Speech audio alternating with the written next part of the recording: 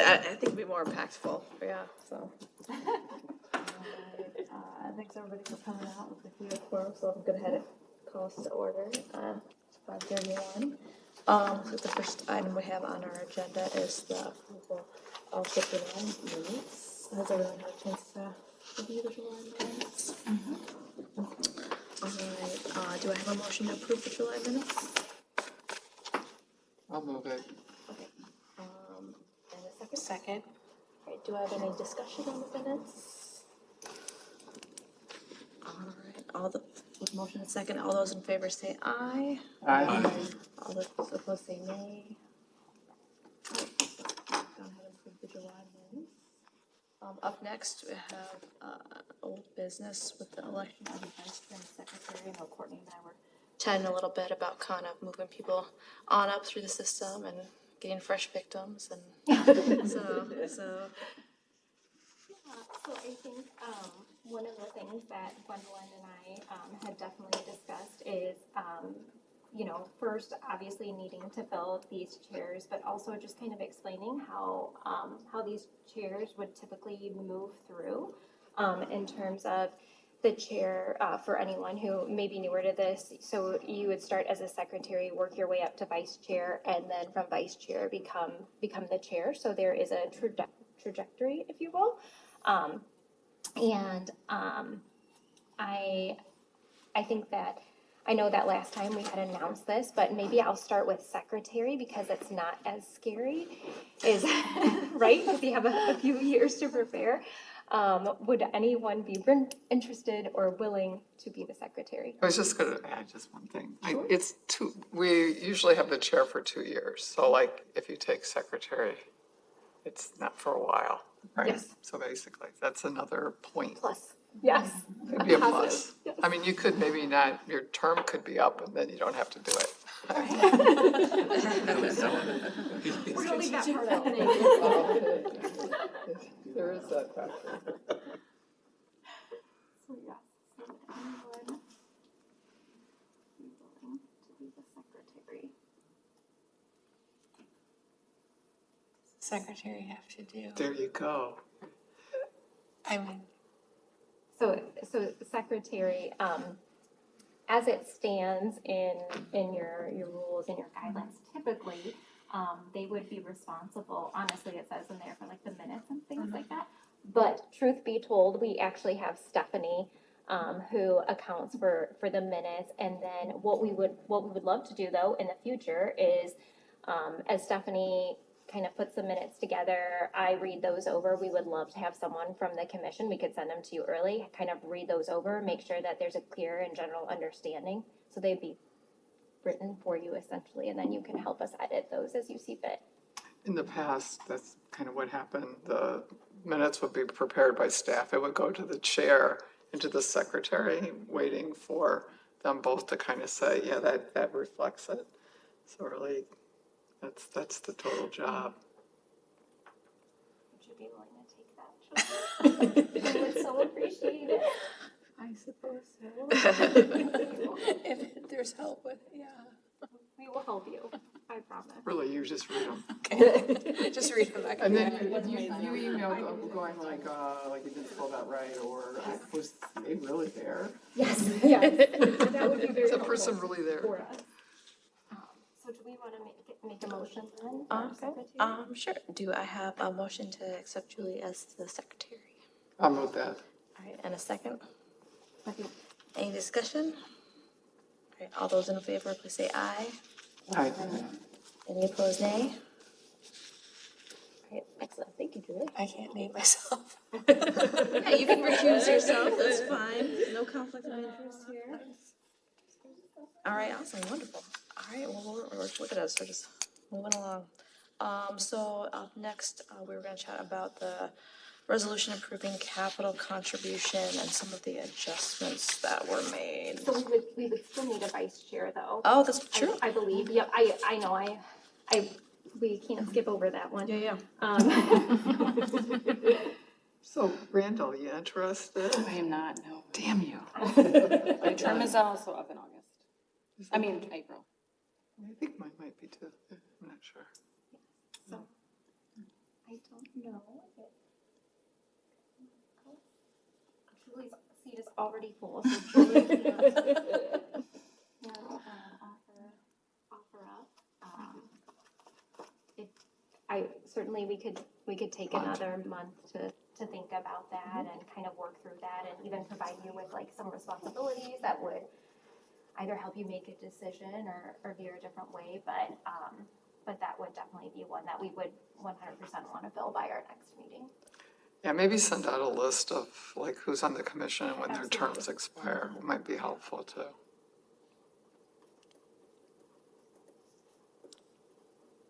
I think also maybe, if someone wants to chat with you offline about, what that kind of looks like to maybe get a little bit of a broader scope, but. I mean, I know I make it look really, really good, or at least Kelly made it look really, really good, and not just, like baby Kelly, so. All right, well, I appreciate any of you guys considering that, or, get in touch with myself or Courtney, and kind of get you a little more up to speed. Otherwise, yeah, let's move on to that, the capital contribution discussion. So yeah, we had talked about the amount of money that we'd gotten from Mid-American, that we kind of wanted to keep that for an impactful project. We were previously getting a disbursement or whatever that was every year for their use of that land, and now that is, going into their they've just gone ahead and purchased that outright from the city, and then so we have a resolution for approval, but there were some adjustments made. So Courtney, can you kind of touch on that a little bit? Sure. Yeah, so at the last meeting, Kelly Grubb, she made 2 requests. One request was to strike a line that was in I should have had that one printed, but it was to strike a line in the 4th paragraph that said, within the city's capital improvement program budget. After taking that to legal, we did scrap that line, and that line was able to be removed. However, there was some wording. It's in the 2nd full paragraph before the conclusion of the resolution, in which it says, whereas the Riverfront Improvement Commission will vote in a separate and future regularly held meeting on the project and the financial contribution with the recommendation forwarded to the Finance Department for consideration in the city administrator's recommended budget. Instead of the word consideration, Kelly requested that the word inclusion be incorporated. After speaking with legal would recommend to keep the word consideration in there.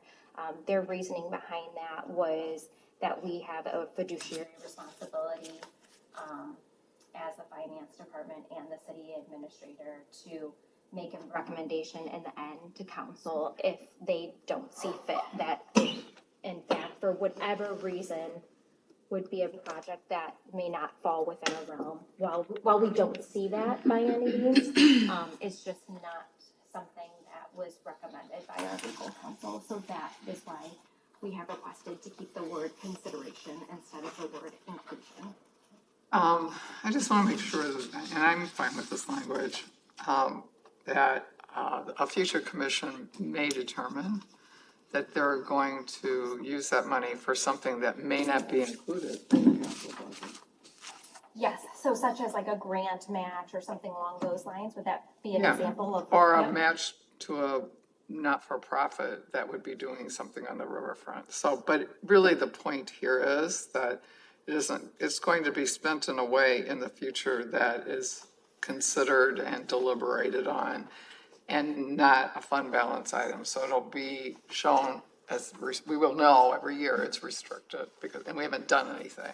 That is correct. And that's the point of the resolution. Absolutely. So I think it does what we want to do in terms of restricting it. Yeah, and I think Kelly wanted your kind of input on, all your expertise, are we okay with kind of keeping that as the recommended consideration? I think, if we're good at, just to be honest, if we're approving it as one of our capital projects, then ours is the match. It's got to go through a consideration to a council budget. I mean, but we could expend it 1 month right out of the blue in a commission meeting and never go there and never go through council.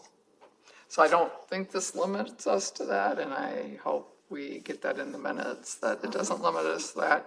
But it does basically, if that's the methodology we're using, which most likely we will be, that's how it works. Thank you. It wouldn't be staff that says, no, we're not including it. It would get much farther along than that, I think. So it sounds like we are okay. Yeah, so I'll with move the- that resolution. All right, great, I have a motion, do I have a second? Second. All right, motion is second, do I have any further discussion? All those in favor of approving the new resolution as worded, please say aye. Aye. Any opposed, nay? Any abstentions? All right, we will go ahead and resolution for those funds. All right, up next, let's go to new business.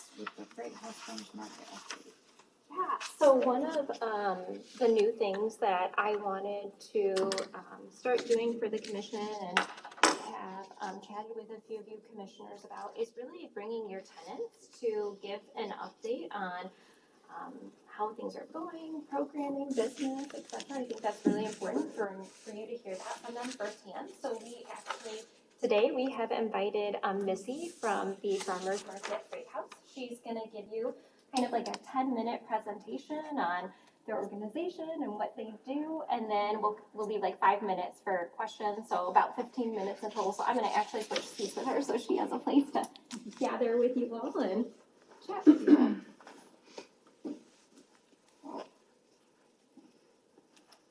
And I geared it more towards the space next door, I think that's okay. Oh. It does have everything in it, but I know you guys are going to better that. And it would be really nice to hear before that, like, because I really enjoy it. I mean, I do have market information and numbers and traffic and all of that. Yeah, I would definitely share that with them, and I certainly. just didn't want to be out of line. Yep, no, I would say certainly if you have interest in that space, you're welcome to share that with them, but yes, we would really like to hear about the farmers market and what you all bring to the table. Okay. Yep. And thank you for the seat, that was unexpected and nice, thank you. Good to come to see. Much comfier than ours, I apologize for Oh, ours. you're good. During our board meeting, sorry. So I want to introduce myself. My name is Missy Carter. I'm the interim executive director at the Freight House Farmers Market. I'm also the operations manager, so there was a gap that I'm filling in there for the interim part. I have been with the market as a vendor since 2017, and as an employee going on about a year now. So I kind of made that shift. I couldn't get away from the market. I love it too much.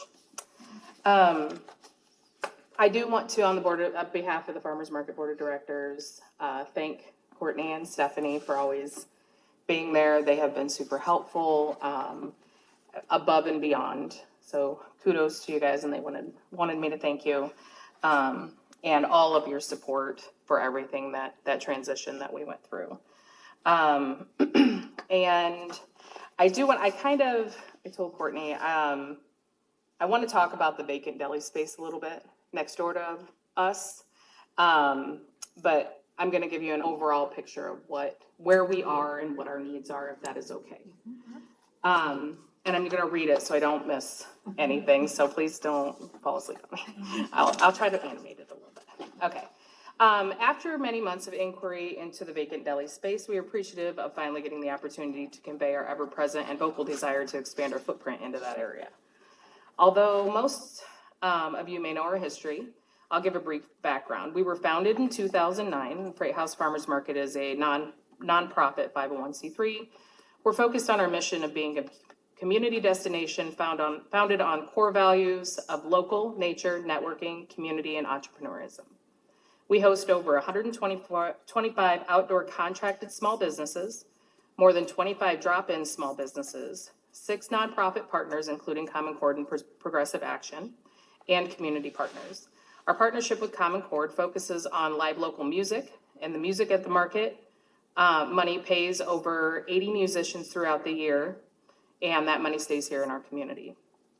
Our relationships with Mid-American Energy, Honda, Metronet, the Davenport Public Library, The Davenport Police Department and the Iowa American Water Company have been valuable to our success.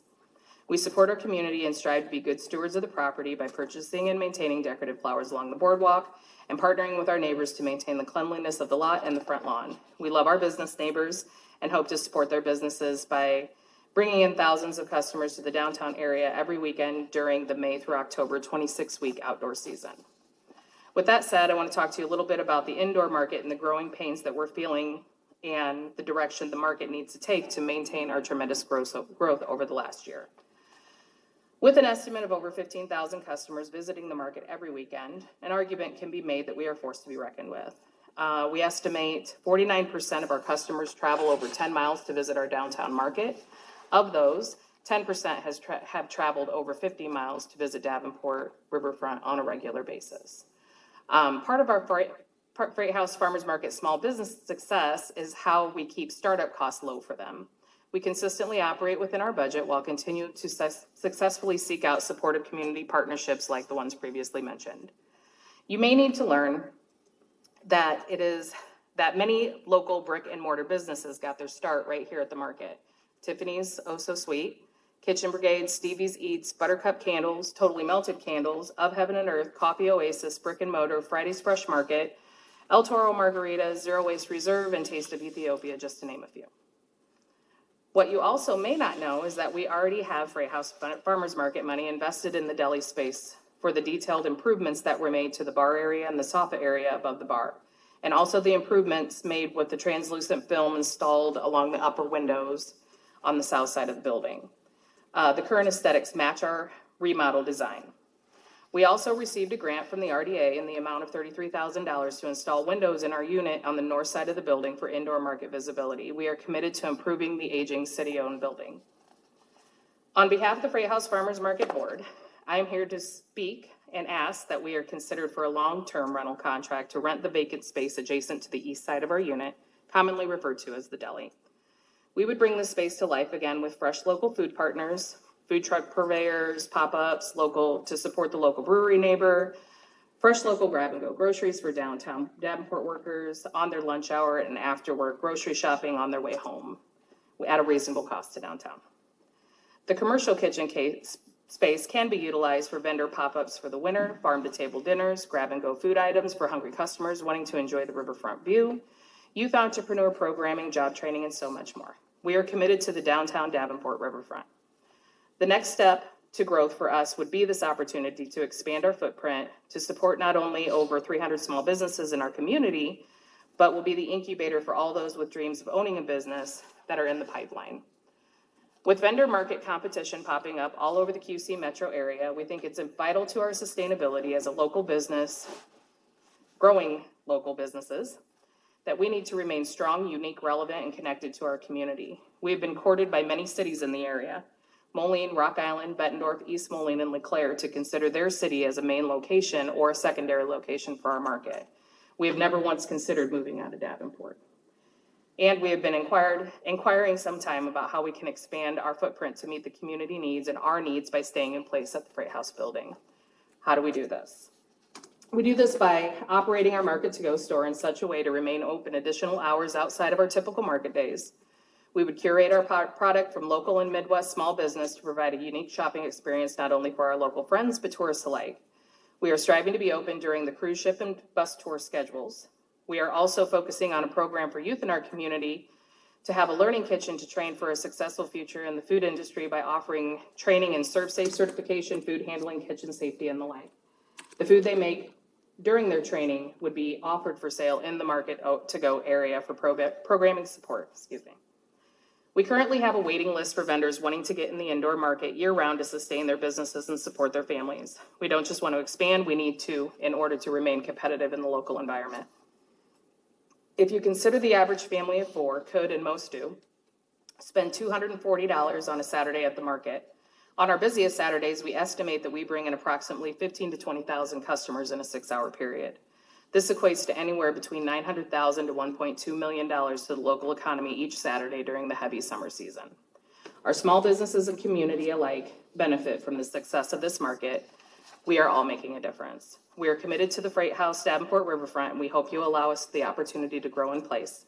In closing, we've been a tenant of the building for over 10 years and have consistently and diligently paid our rent and have been good stewards of our property and supportive of our neighboring businesses. We are financially sound and have proven ourselves to be committed to the city of Davenport for the long haul. So kind of a pitch and what we're doing all in the same. So that's all I have. If you guys have any questions for me or want to know a little bit about the market, I'm open to any. The indoor market, what are the hours? They currently coincide with the outdoor market right now. Outdoor is Saturday, Sunday. They're open one more hour on a Saturday.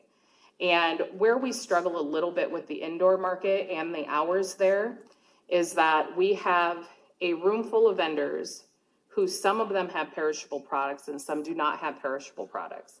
And the perishable product vendors struggle to keep up with the traffic on the weekends, and they need that time during the week to be able to make. The non-perishable products, they want to be there more often, but it's an all or nothing kind of situation. If we were able to extend into the space next door eventually, I know you guys have other items that you discussed, but if we can eventually, we're connected by a door to that space. So if we could eventually expand, we would be able to have that space open as a storefront for the products I discussed. And then we would be able to gate or stanchion half of the other side, place the perishables in one side that aren't going to be there, and have the other half open to support the vendors that do want to be there and can be there. So there is a way to be able to do it, to be able to be open more hours, but right now in the space that we're in, we're not able to do it in a logical way. So, are you going to develop a further business plan that would show us maybe what that space would be and how many hours you would be open and what you would be doing? Is that kind of what staff would need to see? Yeah. Because I think that, for the other tenants and others going down, it really needs, it needs to be open in the afternoon and evening, And that's the intent, to be able to have, morning too. to extend and support more small businesses. Because my thought, we've seen, one business kind of after another come in and out of that one space.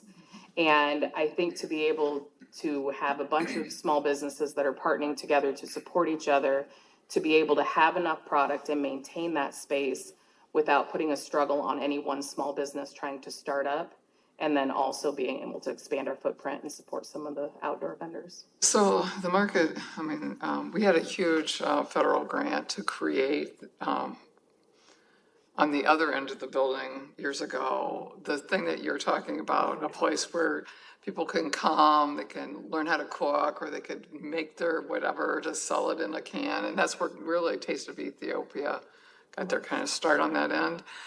That model obviously could not support the area, the space, or the functioning of the space. I'm trying to gather how you can make that happen all in this smaller space, plus have vendors, plus have groceries. So I think we need maybe a clear picture Oh, yeah. of how that would Oh, work. absolutely. In the old Antonella space, wasn't it? It was the old Yes, diner. well, it had the, And kind of it had the part of whole that, thing, no, had I'm the upstairs I'm thinking too. of what was in Antonella's, which was, That was the wasn't it? The food hub. The food the hub. food hub. Yeah, and the food hub had like a $650,000 startup grant that allowed it to stay in business for quite a while. I had a really nice shop that was open quite a bit that sold, kind of free trade items along with other things. So, it was happening, but it was only happening because it had that huge subsidy behind it to make it work. And I would suppose a little bit of the difference in what they were doing versus what we would be doing. We've already proven with our market to go, and I can show numbers, that we've sustained our market to go because we already have a piece that we have to have for the SNAP EBT and the Double Up Bucks program. So we already have that piece in place.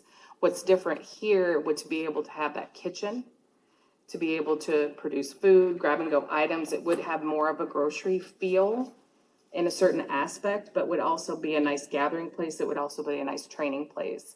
And with that youth entrepreneur program, we in the city, we have different program, the sports and, Beyond the Baseline and all that. But there's, I think, a piece of those kids that we are missing. And it's not the sports kids, but they still need some outlet that is beyond sports or anything like that. I think this programming would be able to be grant funded if we needed it to be. Right now, we are financially stable, and we have sustained our market for many, many years. And that's a little bit of the difference between us and the Food Hub, is that we have shown sustainability and growth over the last 10 years. And we have vendors that are essentially beating down I get probably 10 emails a day of vendors that want to come in. We are the market to be in the Quad Cities, and we have desperately outgrown our space. I just wanna thank you, because I love the farmer's market. So. Oh, Every time I go down there, I'm like, it's amazing. It's such a good spot, and I know how much, I have a tiny perspective of how much work it is, so.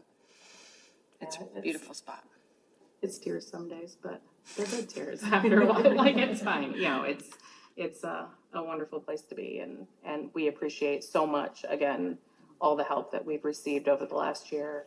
You know, the follow-up phone calls very quickly, follow-up emails, any issues that we've had, they've been addressed immediately by maintenance, and it has just been wonderful. And I think we're in a really good place to be able to move forward. And we also have, you know, fresh produce vendors that want to come in for the winter, and we don't have any place for them. So we are growing exponentially, and we just kind of outgrowing our space from the size of our family. What's the next thing you're most excited about with the market That that you can't do? that for as far as what I'm really excited about, and what you two don't know yet, is parking has become a huge problem for accessibility. So we just bought a 6-seater golf cart that we were getting a 6-seater and an 8-seater golf cart to be able to kind of drive around, pick up, because there's a lot of seniors and mobility challenged that don't come to the market anymore. We get the messages that they can't come to the market anymore just because there's nowhere close to park. The handicap does fill up very quickly. So we thought the people movers might be the next step for us to be able to bring the market to everyone. Market mobile. Yeah, and it's red and white, so it kind of fits right in. So where that is the most exciting thing that to be able to help support the infrastructure that we're outgrowing. That's kind of part of it, to be able to bring them closer. So with the need for kind of expansion, I'm not quite sure what happened with the Wednesday market. Where's that was eliminated, or can you kind of speak to that? It was eliminated, and the feedback we got was the perishables. The perishables that were in there, we had grown so big on Saturday and Sunday that the perishable providers, you know, the bakers, all of the food people inside, the confectioners, they didn't have time to make the volumes that they needed to make on Saturday and Sunday to support the Saturday and Sunday market. If they had to stop and shop in the middle of Tuesday and work all day Wednesday, to have those 2 extra days, which is where we come in with the being able to stanchion off the part of the market for the vendors that could remain open, that wanted to remain open, to be able to stanchion them off and then have grab and go items that weren't necessarily a full manned booth that they had to stand there, because their requirements are that they have to be there. If you're in the indoor market, it is a commitment. This is your business. You have to be here Saturdays, you have to be here Sundays, and any extended hours that we're open. There are vendors that want to be there longer, but there are some that we aren't supporting small business in the mission that we promised if we're basically driving them to just like not love their business anymore because they just can't keep up. So we have grown so much that I think that was part of the growing pain of they just couldn't do it, and we couldn't figure out a way with the footprint that we're in to do it justice to stay open.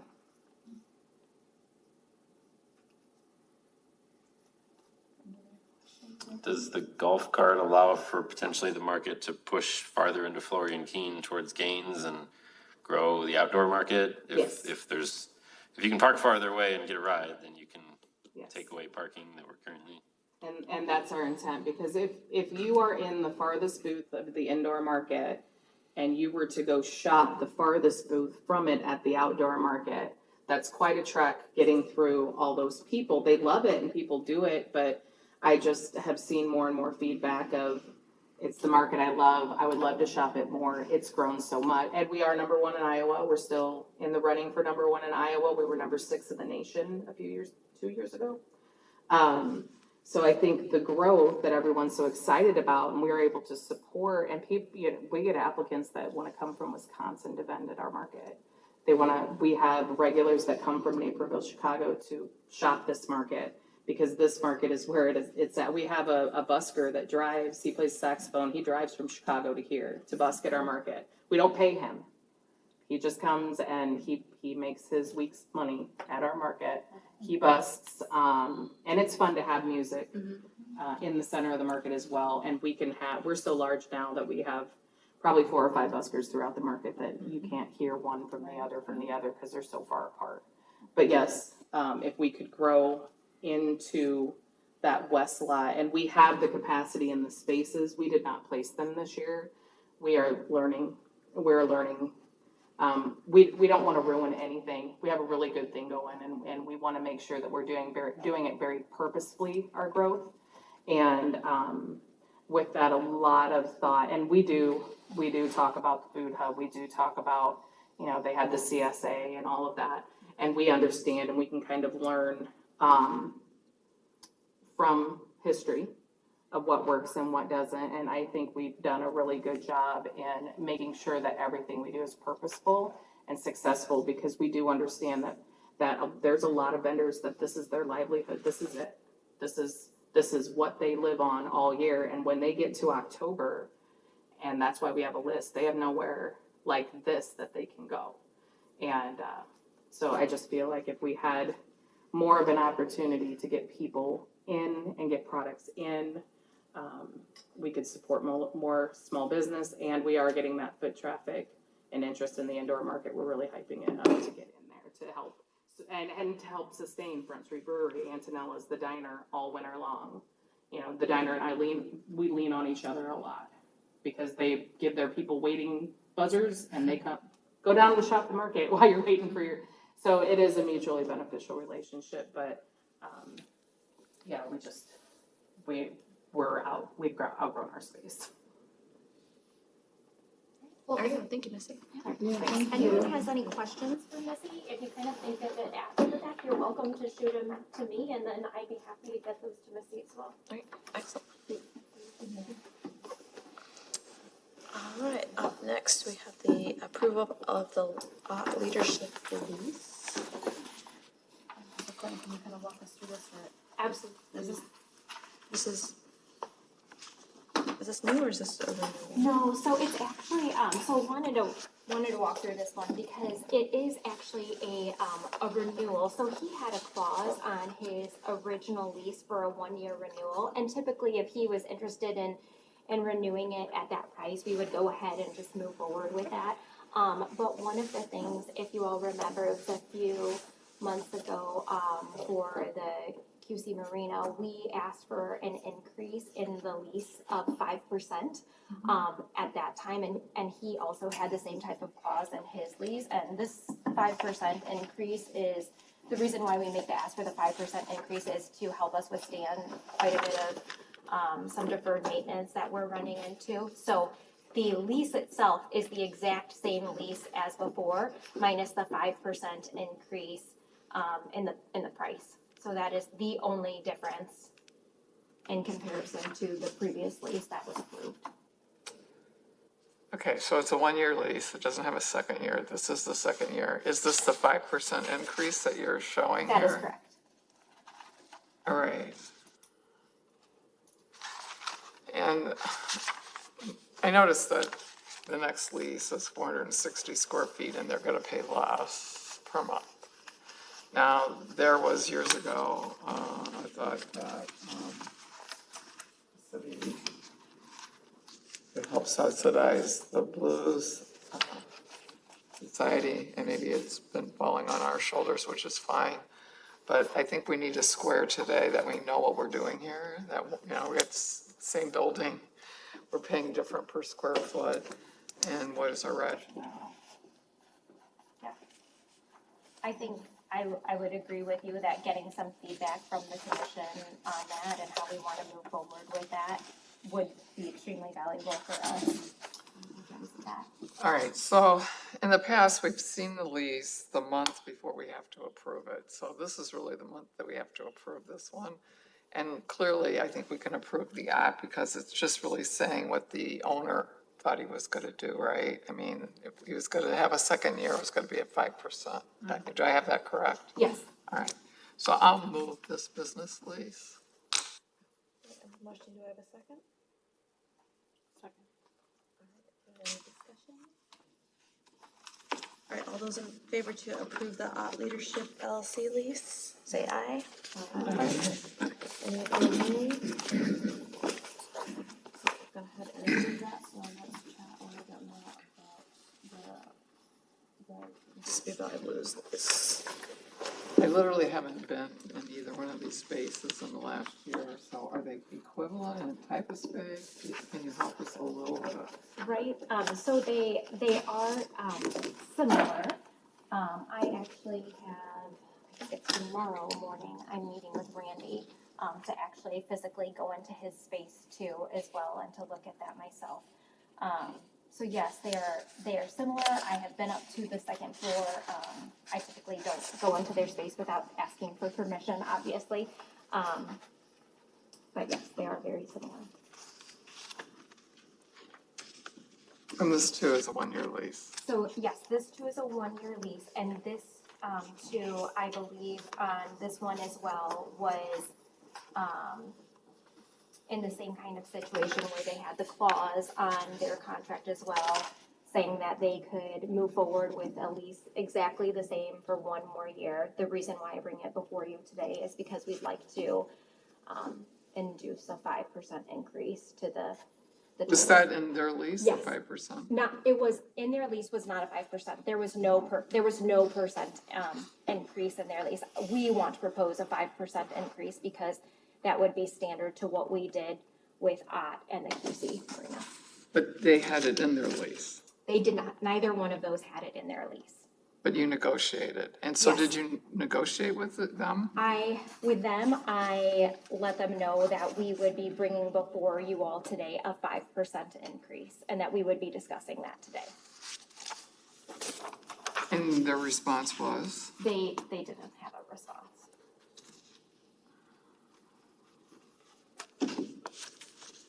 So is this, in terms of the Mississippi Valley Blues Society, was this kind of basically just identical to their previous lease? It's identical to the previous one, so I would say in a standard fashion, if we weren't increasing the actual amount, we would just go ahead and move forward with that lease because it included the clause already that said they have another year to go ahead and move forward with this. Because I want to add the 5% increase to the payment, that is why I'm bringing it before you today. And the reason why we want to add the 5% is for our incurred maintenance that we have quite a bit of that we're going through at Union Station right now.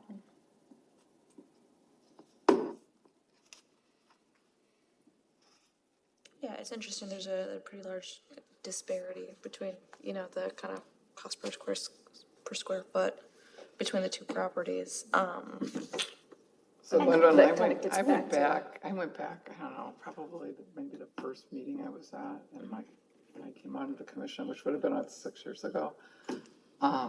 Maybe not quite that long, I did 2 years. And there was a clause of what this was, and then there was a whole thing about, we're trying to keep the Blues Society here. At that point in time, they had really no money. They had lost their money because that was the year that they got washed out, and had no ability to make money. And so financially, I don't know what footing they're on. I would feel more comfortable if I knew they expected us to improve this and they knew it was coming versus they didn't say anything. I mean, you know what I'm saying? Well, You didn't go to their meeting, you just talked to, Randy. So Randy is the one that I've been communicating with. Randy is the main point of contact for that space.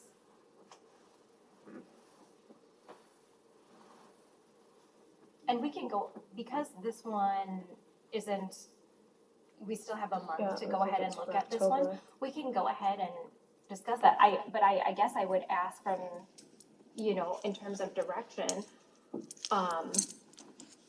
are you suggesting even to increase it more than 5%?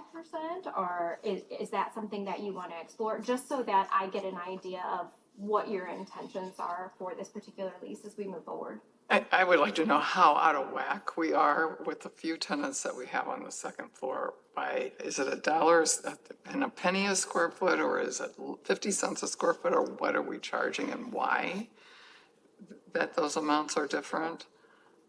Again, I think this one is being subsidized by us for them to be there, but I may be wrong. But it is not as much per square foot, which I pointed out. And I think we should try to get those in line. And I'd like to do, you know, it'd be nice to do that without having one in front of us. I know you asking us, but us having a kind of an overview of what our whole policy is. There's yet another tenant up there, I believe, is there not? We do, we have, These aren't the only two? Rita's still up there? No, Rita's, she's gone. we have, Except that's how we got I on. think it's a dressmaker. I cannot think of her business off of the top of my head. Yes. But yes, we do have one other tenant up there. Is there a demand for space there? I don't know. Not really at this point. Because it's funny little offices, right? They Like they're are. sort of little. Yeah, it's very interesting. We've created these funny little. Oh, I know, but they're very, like, I think they're quite small. I mean, several of them are like funny little. Parks does something kind of interesting where they do a tour of various parks, and I think it might be beneficial maybe for the commission to honestly set up a tour of some of our facilities. I think, at least for me, when I had the opportunity to do it, it was really, really eye-opening, and especially since we have honestly, like so many new faces, I think it would be really great for us to go and see those. So I'd be happy to work on scheduling something like that for us if that's something we'd like to move forward with.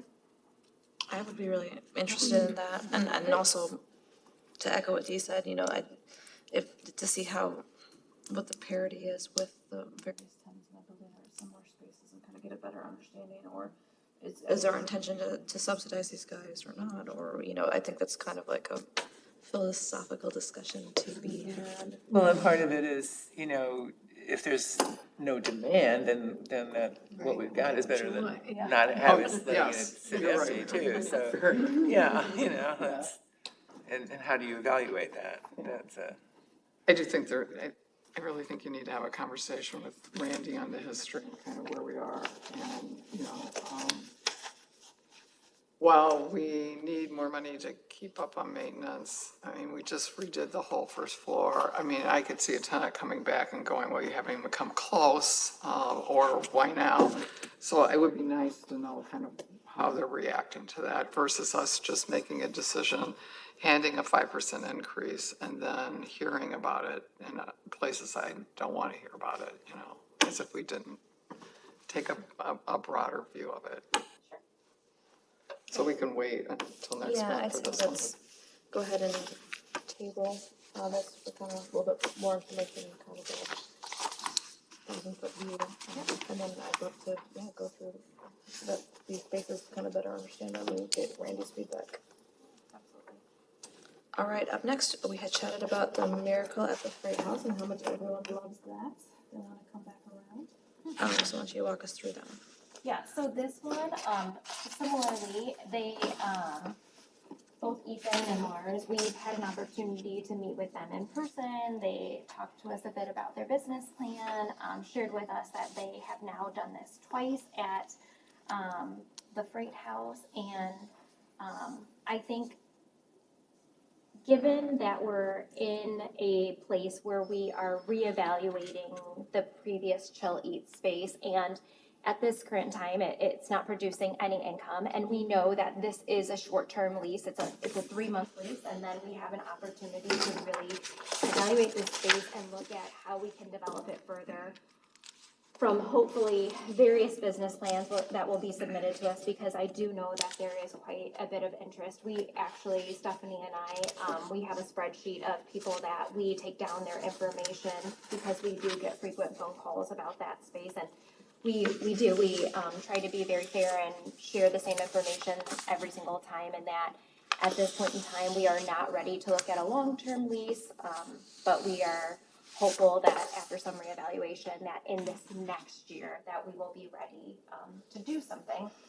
But given that, like I said, we're kind of looking at a short-term lease here, and they've been there before, and we've heard good things from our other tenants, I think that this would be a very viable option for a 3-month time period.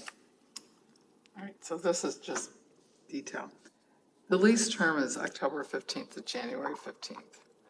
So shouldn't the rental be from October 15th? And shouldn't we get the deposit, because they could tear the place up, on October 15th, the day the term starts? I don't know why, did not get changed? So no, the last lease was written exactly like this, Well, we but I blew am it. happy to. No, I We mean, too actually said the exact same thing when we were reviewing that.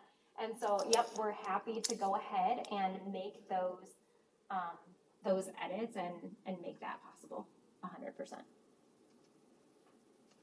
well, if we approve it tonight, it'll be on the October 15th date. We can go ahead and like amend. So they would really have to give us the 4,200, October 15th, the first month rent and the deposit. That is correct. That's what we expect. That is correct. Okay. Did you see that the numbers and the words on the amount are different?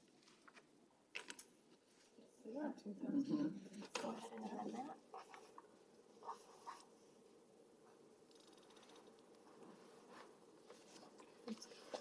So is it one month? No. 2,100. All right. So it looks like we have just a couple of adjustments to make. So do I have a motion to approve the lease for the Riverfront House with the adjustments of the being due on October 15th and correctly indicating the $2,100 on that tax update? Does that sound correct?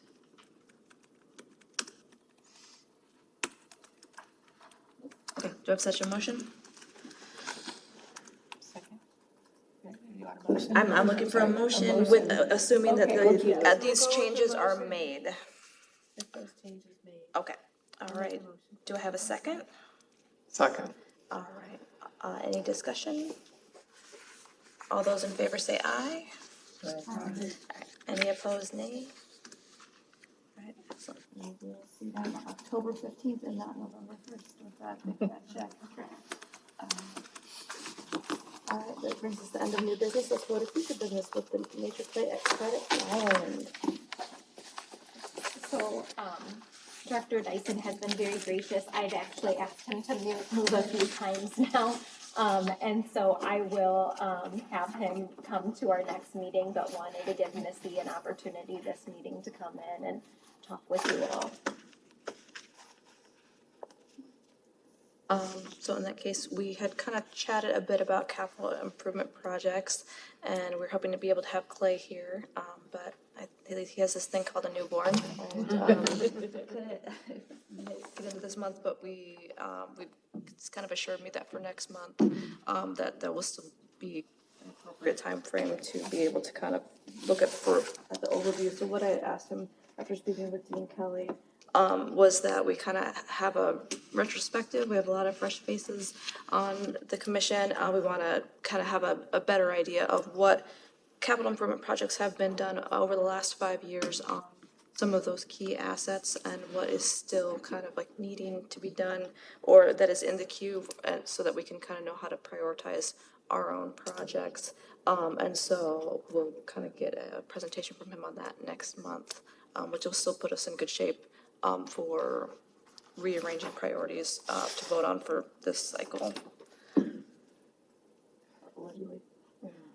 So I've been giving a lot of thought about the whole idea of us prioritizing the projects. And I'm thinking that, I mean, the ones that we see here, and I keep thinking about the flood wall that goes around the Union Station that's not here, but where is it? And like, how is that match? And is it showing up with FEMA money? And then the other projects. I think we might be better that we look at these projects and kind of place them in an order and a time frame versus prioritizing them.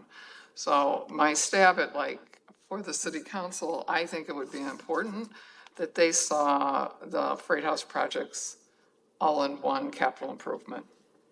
I think they need to know that if you count this $300,000 roof and other things, you're looking at, and these are today's dollars and not if something was done in fiscal year 28 or 29. You're probably looking at $800,000, and you really are just doing, what are we exactly doing? One of the projects is putting back the metal awnings that we took down, and I think there was a study done, correct? Which we need to share with the commission of what it is in terms of life safety and engineering. What are the things in that building that are a problem? And I know you've also pointed out there's a problem at Union Station. So if the same company looked at that, I think we need to know those things. But I think we would be better served if we put these in one project and instead of prioritizing them, having a feel to tell staff like River Heritage Water, which is I don't know why we would be doing it. Maybe you should put that out in the future or out in one of the very later years because, we would like to have these areas and the earlier capital improvements versus here's 1, 2, 3, 4. Now, I'm not going to be here at the next meeting, unfortunately, or on the phone, but there is still time from when we submit them the 1st of October to the staff actually gets them to a decision point. So we can take our time to decide which ones we want to maybe lobby for or rethink. But now we just need to get them in the hopper, so to speak. Right? Isn't that what the 1st of October is for? And then I think that gives us more time because I don't think any of us, I don't feel comfortable with what we did last year. And I just don't. Though, we have to decide if we want to do the LeClaire 100 birthday, maybe we should suggest to the council that painting would be a great way to start that year off. But, as long as we have it in the fiscal year for 2024, we're kind of telling them that, right? Versus voting if that's 1, 2, or 3. So I think that's how we should be kind of looking at it. What year should they kind of be placed in over the five-year program? And then knowing that we need to get our handle with those studies of what maybe is even bigger than what we see here today. There's a lot. Does that make sense to? I would definitely agree with Dee. I think by being able to really sketch out a timeline of necessities and getting that feedback from the facility maintenance standpoint in combination with the studies of what are some of our key needs and how soon do they need to happen based on whatever the case may be, like safety or whatever that may be, will also then help myself and help Stephanie give us direction in terms of a work plan on what we need to be working towards and what we need to accomplish in what years. So it really then holds us accountable to some of those goals and aspirations that we want to see move forward. Well, and I like putting the timeline on kind of a little bit more concrete, a little more finite, instead of a kind of a nebulous, well, this is what we would like to see, but without any kind of specific plan or course for action. I think it makes a lot more sense to say, how do things work with, say, the Main Street landing and, that starting construction or the 100-year anniversary or all these kind of different parts that are moving. And that's why I think it'd be really helpful, for Clay to kind of let us know what is already up and coming so that we can kind of get synergies where they make sense. And also allow for continued like investment on our end in terms of grant funding as well. So if we know a little bit more specifically on what we want to tackle and what we want to do, then we can start seeking out and being more intentional about that. Yeah, and again, I'm just focused on the Freight House. I mean, this has got repair of the windows. I mean, there's a lot of windows. I mean, really repair at that kind of money, what is replacement? We don't even have those we're not having those conversations. We need to have those. So my thought is if we have the big money in one project, we can take our time on that and then look kind of at the other ones and kind of look at the timeline of where they should go.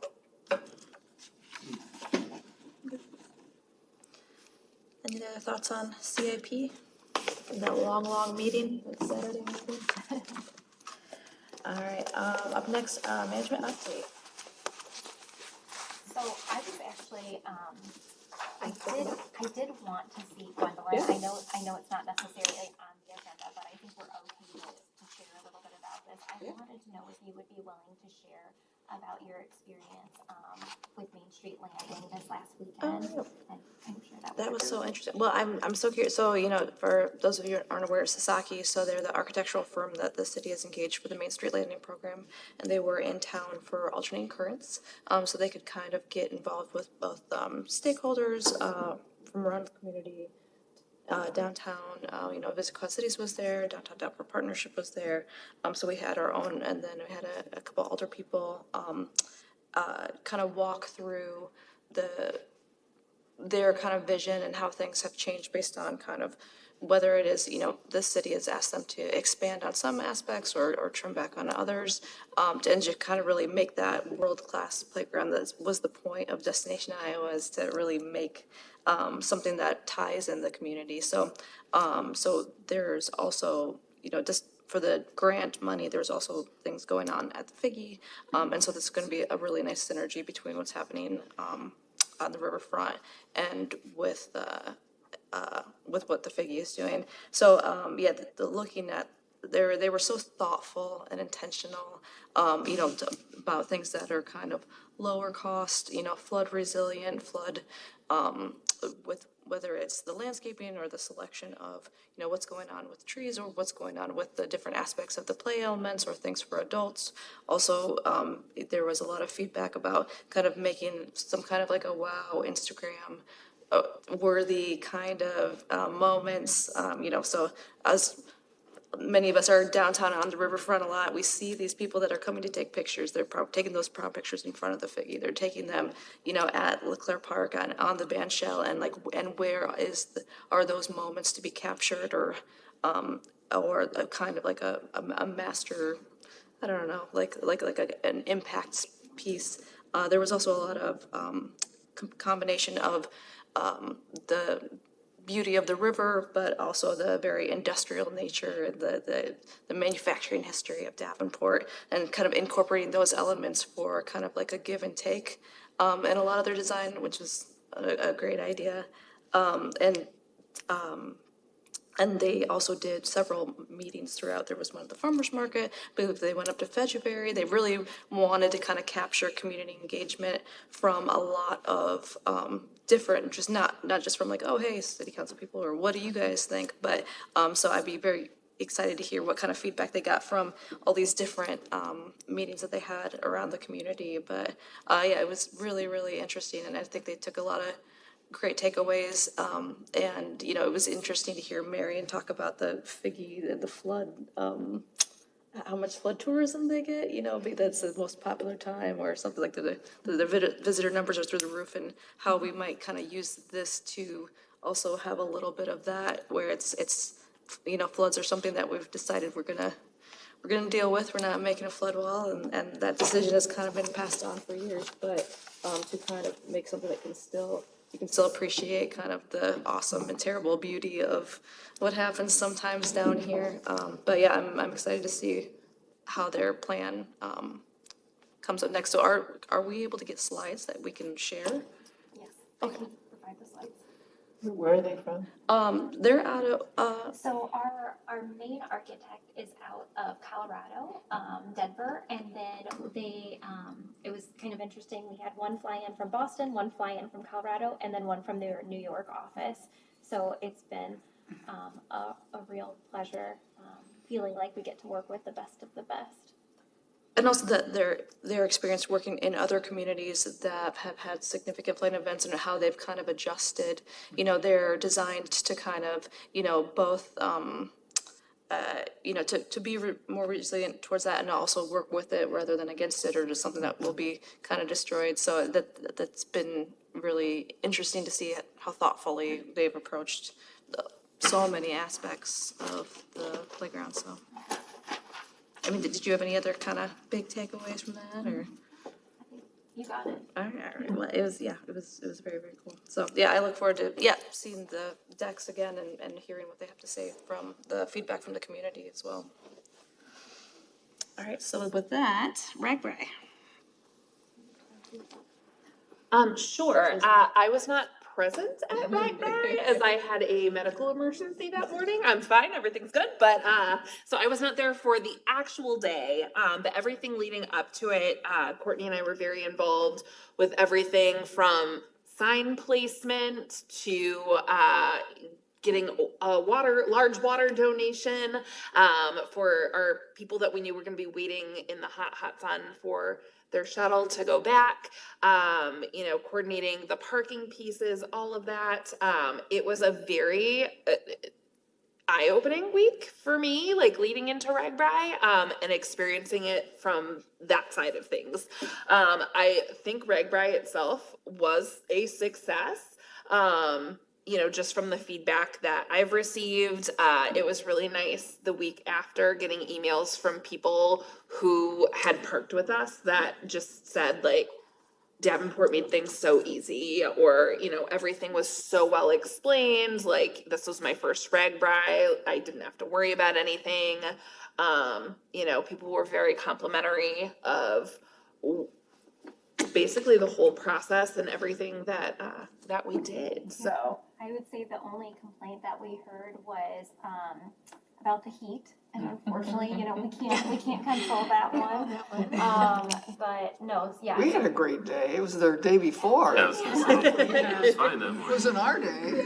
Yeah, but I will tell you, I was there all day and I had a great time, being there, just the vibe and that with Bix and, the Downtown Davenport Partnership. They had this just such a family, fun, focused, energy over in LeClaire Park, and we hope to actually build off of that in years to come. So I have heard of Ragbri for many, many years, but not participated in it nor really been crucially involved in it. So this was my first time around, and I will tell you, Visit Quad Cities is between them and the Downtown Davenport Partnership and the Mississippi Valley Blues Society. We are so lucky to have the partners and the people that we do to make this successful. So if any takeaways, I have made a lot of really great friends and different organizations, and I look forward to doing it again in a few years if we're selected. So. Well, yeah, they took a little break from going to Davenport for a while, so we're glad to have them back a few times in the last 8 years, I think. But, Did they ever think about changing the dip site? well, last time it was Credit Island. Yeah. I was just curious. I mean, I don't ride Ragbri, so I don't have it, Yeah, no, that definitely was a discussion, and it for sure was. It was tossed around changing the dip site. It was also tossed around having multiple dip sites based on how many people we had, and so we actually have our Ragbri recap. I think it's on the 31st maybe of this month. So I'll be interested to see from the community perspective, from the group's perspective, kind of where that lands and if any lessons have been learned from this last I time. saw a lot of DIY dipping pictures by the bridge, or Centennial Park. Yeah. Or LeClaire, sorry. I was told that people started being told about other places they could go get their picture taken, like the little stairs down or Main Street Landing. But yeah. I was just curious. there was an alternate dip site in Muscatine, was that right? There was. So that we did have quite a few people kind of end there, but really the goal for many of the people, because it was the 50th, was really to get the coin. So that was a big initiative for many, and I was actually, so we were stationed and in charge of the shuttles, and so we were actually kind of on the other end of the dip site. But yeah, people would find spaces and even like come and run and ask us to take their pictures at some of the alternate sites. So we kind of like leave our post and run and take pictures. It was a lot of fun.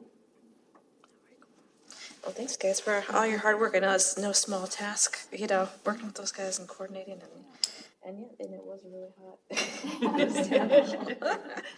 Except for that day.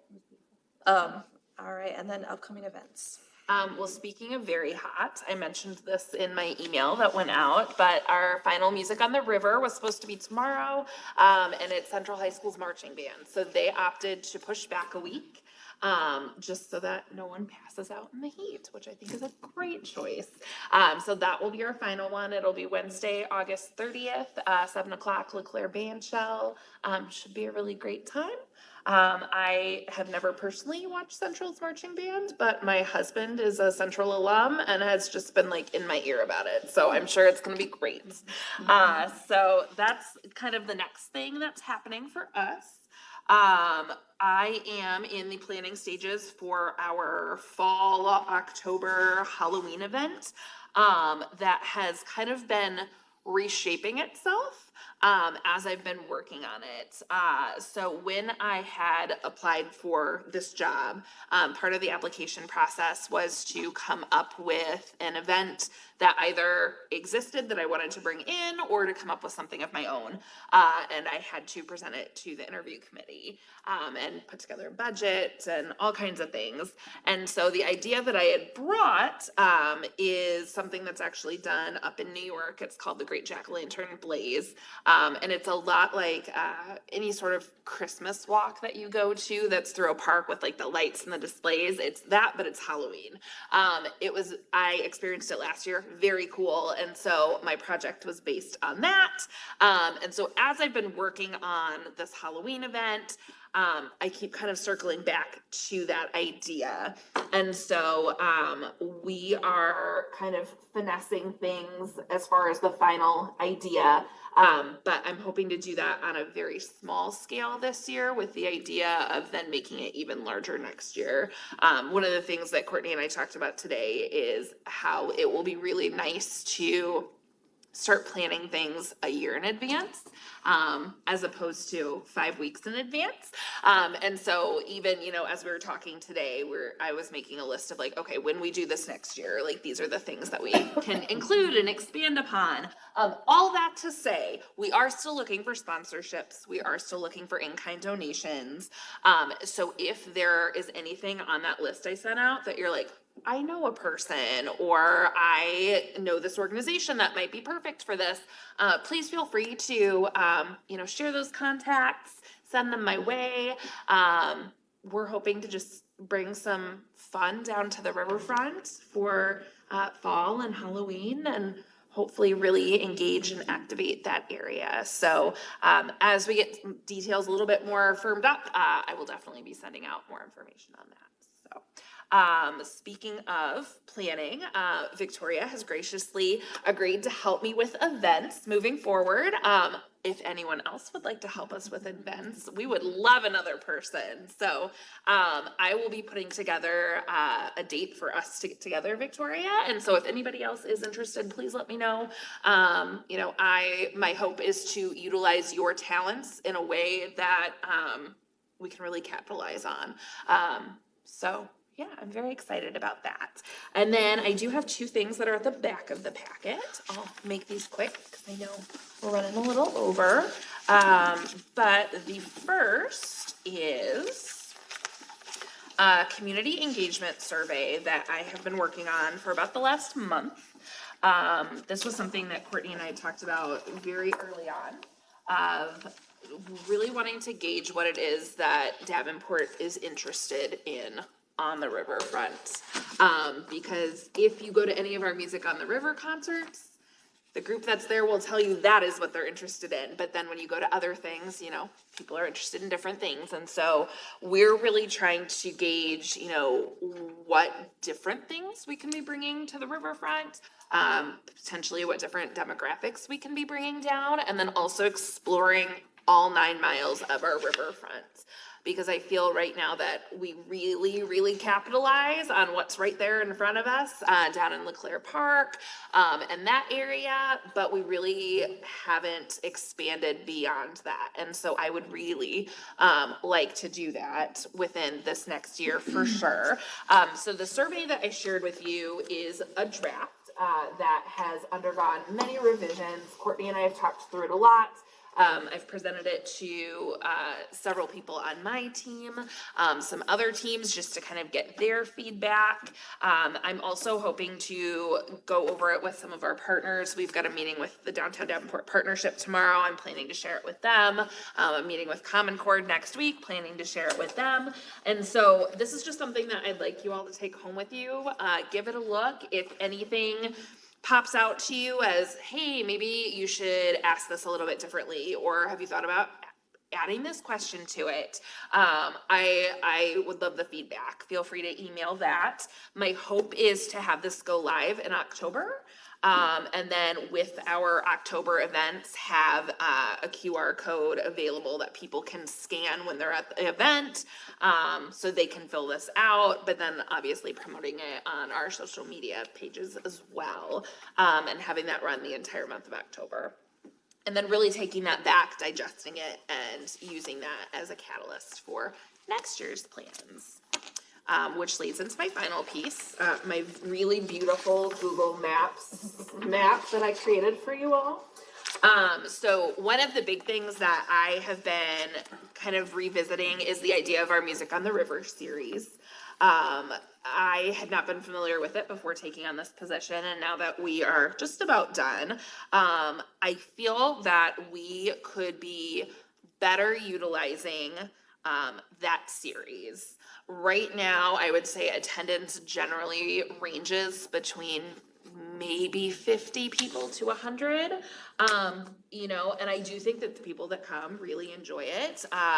They really love being there. There's a couple faces that I see at every single one, which has been wonderful, but I'm really hoping that we can expand upon that. And so an idea that Courtney and I have been talking a lot about, and then with Tyson, the executive director at Common Core as well, is doing a concert series that travels this next year.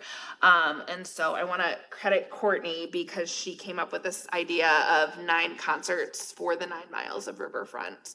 And so we have really been kind of running with that idea. So the map that I gave you has the locations that we're hoping to kind of travel throughout our riverfront with these concerts. The hope with that is to potentially bring in some larger acts than we have in the past. We're hoping to bring in a variety of music.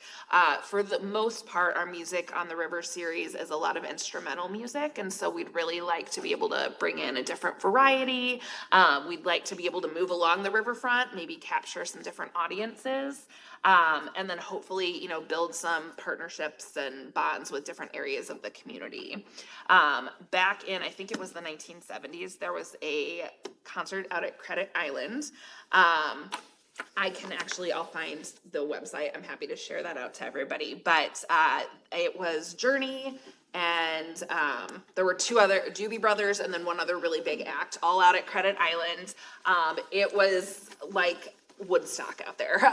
The pictures are really cool. There were people that were like sleeping in their sleeping bags along River Drive waiting to get in. So we're hoping to kind of have our final concert happen at Credit Island, and have it be a little bit larger scale. Probably not quite to the scale of Journey and the Doobie Brothers, but we'll try. So that is kind of the big events piece that we're working on for this next year. Obviously, nothing is set in stone with that.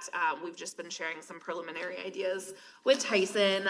We'd really like to partner with Common Core on this if we're able, just because, they are the music experts in the community. They have a lot of connections, and also probably have a much more realistic look at, what things cost. I did a deep dive one day. There's a website where you can type in, different bands and it'll say, it costs you this much to this much. And then when you get to the bands that are like, we can't tell you how much because they're so expensive, I was like, okay, I'm done now. So, so this I'm sure you'll hear a lot about in the next couple of months. We're really excited to hopefully capitalize on a new audience. So I think that is all the event things for now. Well, I'm sorry, to circle back to the survey here. Yeah. So how are we disseminating this, or when are we disseminating this? So the hope is to send this out October 1st or have it available starting October 1st. It'll be we've got a Riverfront web page that's part of the city website. So it'll be there. We're going to advertise it on social media. And then with our signage at the October events, we're hoping to have it there as well. So the whole month of October, we're hoping to capture. But if you have any suggestions as to how we can further disseminate that, I am definitely open. Is there a budget to incentivize, like fill it out for a chance to win? Have to look at that. A new car. Probably not. I mean, I'm saying like Definitely not that one. $50 gift card, I something think that's like, a great suggestion, and we a should. local restaurant, Not downtown, Amazon. a river.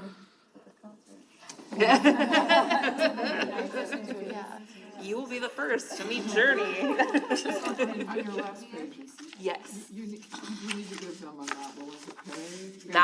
Not willing to pay option? Otherwise, leave it blank and then you're not gonna really know. Okay. You gotta give somebody an option to fill the box out. And you can work with the library to distribute it too, because they send out an e-newsletter. That's a great idea. Yeah.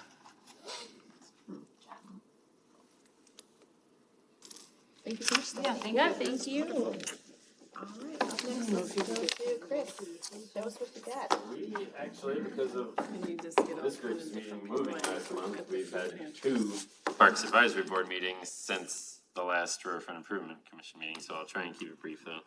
One of the big news from the July meeting was that the River's Edge, the second ice sheet is coming back that was taken out years ago, with Betflex particularly. There's just more indoor turf options than there used to be, so the indoor turf side that's been there is less attractive, and ice is very attractive, and I know there's hockey at like 9 p.m. at night and stuff, so they're adding a second sheet to start with, not the full year. It'll be during like hockey season, but there's opportunity for it to be 2 sheets all the time if it gets to that point.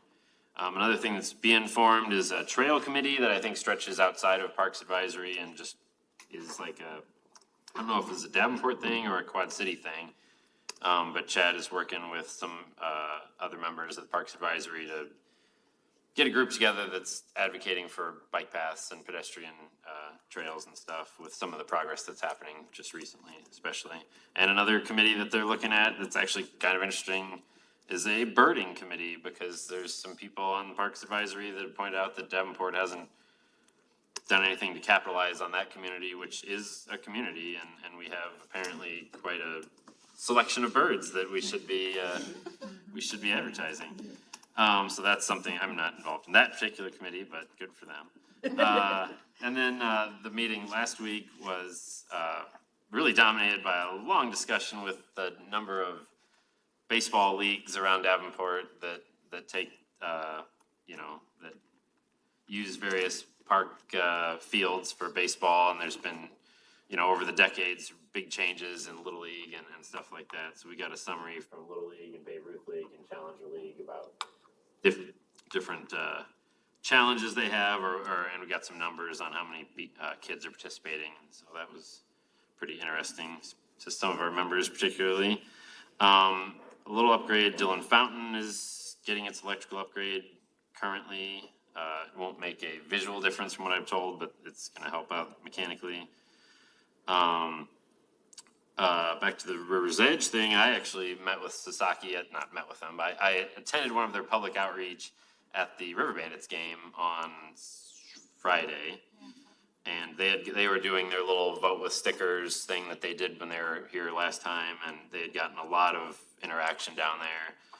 And there is an online survey that I know has been on social media that I believe is still open, and that has options for suggestions and stuff as well. So I'd suggest everyone check that out. And that also has all, probably the renderings that you were thinking about sending out. I think those are all Yeah, it'd be online. wonderful if we could get that, survey, yeah. Yeah, so that, I talked to them for probably longer than they prefer. But yeah, no, it's always exciting stuff. Then we had our own, well, I guess nomination for Parks Advisory Board elections, and for good or bad, I was the only nominee for Riverfront Liaison, so I'm probably with you for another year. Votes next meeting, but probably.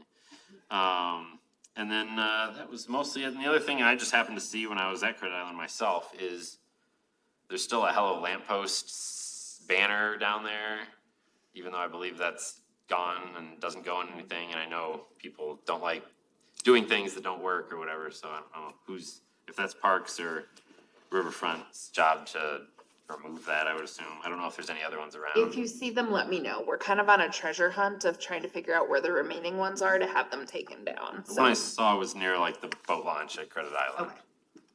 So, and that was like a week and a half ago, if it's still there. So. And just so you know, our science department graciously helps us remove those. Okay, I didn't even think about a third party, the sign department.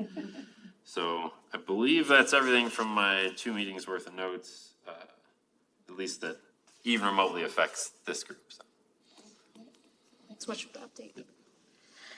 All right, having gone to the end of our agenda, do we have any public with business? Any other hopes or dreams for this month? All right, I'll go ahead and take it. I have one Yeah, question. give me. What's the status of the dredging, Lindsay? Are they still gonna dredge in September? As far as I know, I spoke to Scott actually last week, and I believe that they're going to get the process started, but I believe it's not gonna get started until October.